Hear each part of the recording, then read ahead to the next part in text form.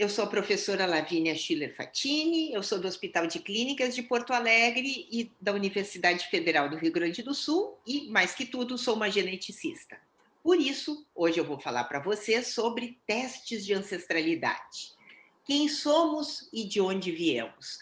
Essa é uma curiosidade que todos nós temos, né? Então, nós descendemos dos neandertais, meu tataravô foi um viking, então vamos entender melhor o que o teste responde e o que ele não responde, tá? Vamos começar com a nossa própria história. O que eu sei de todos e cada um de vocês que estiver me assistindo aqui é que todos nós descendemos de populações originárias da África, tá? Então, para isso, não preciso nem testes, porque já foram testes feitos e nós sabemos que toda a população saiu da África. Só que os humanos apareceram na África, mas eles foram saindo da África. Só que eles não saíram todos juntos, não é uma coisa uniforme. Foram em tempos diferentes, em locais diferentes, em cada local eles paravam, depois iam de novo. Então é um processo de migração que vai por todo o mundo em tempos diferentes. O que acontece?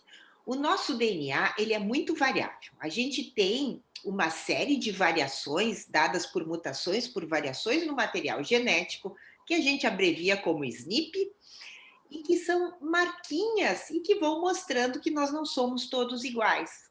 Qual é a coisa interessante nisso? À medida que essas populações foram indo para locais diferentes, essas marquinhas de uma população começaram a ficar diferentes da outra população e assim por diante. Na verdade, 99% nós somos iguais, mas tem 1% que tem marcas diferentes, mas marcas entre populações diferentes. Então vamos pensar de novo nessa ideia que a população humana nunca parou de viajar. Vamos imaginar que a população humana, essas populações que migraram, todas têm malas, tá? Malas grandes, pretas, que nem essas que a gente vê quando chega no aeroporto, todas girando igual, e tem um microfone lá dizendo, cuidado para não confundir as malas. O que a gente faz? A gente tenta individualizar essas malas. Então, vamos imaginar que as pessoas viajam e vão botando, eu tive na Indonésia, botei lá uma bandeirinha ou uma característica da Indonésia. Outro viajou para o norte da Alemanha, botou lá um barrilzinho de chopp, ou sei lá, qualquer coisa assim, tá? Então, essas bandeirinhas ou marquinhas de onde as pessoas passaram, isso está no nosso genoma presente.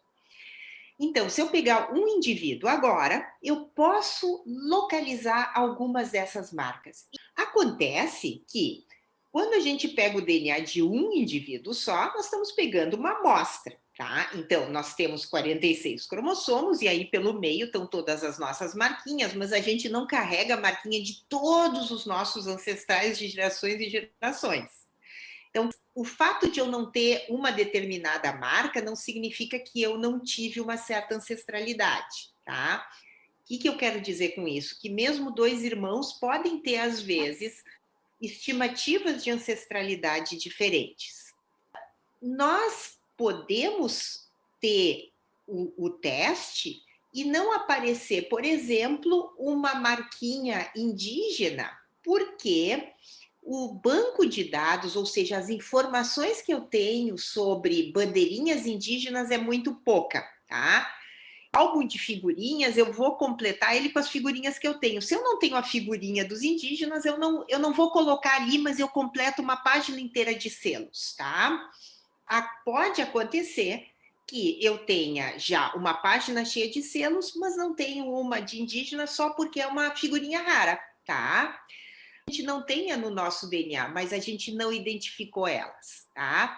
A gente faz esses testes, há um viés que a gente chama para as populações melhor estudadas.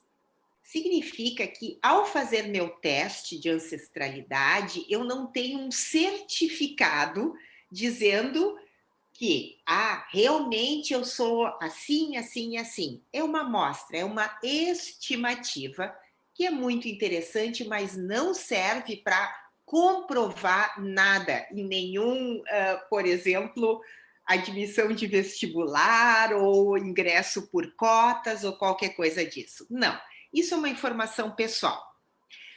Por outro lado, é importante a gente ter essas informações de ancestralidade quando a gente trabalha com as populações. Então, atualmente no Brasil está se fazendo um esforço de a gente conhecer melhor a população brasileira. O conhecimento da variação da população nos ajuda a saber muitas características genéticas que são importantes para suscetibilidade a doenças, resposta a medicações, efeitos adversos de medicações, e também de vacinas, tá? Então, agora, numa época de Covid, por que que duas pessoas, uma fica doente e a outra não? Por que que uma tem efeito adverso da vacina ou não? Tudo isso, em boa parte, pode ter respostas em variação genética. Só o que que significa a importância desses bancos de dados, porque dá informações importantes, então o sigilo, a segurança sobre esses bancos de dados, quem é que administra eles, isso é fundamental para que a população seja beneficiada por esse conhecimento e não apenas poucos indivíduos ou companhias. Muito obrigada.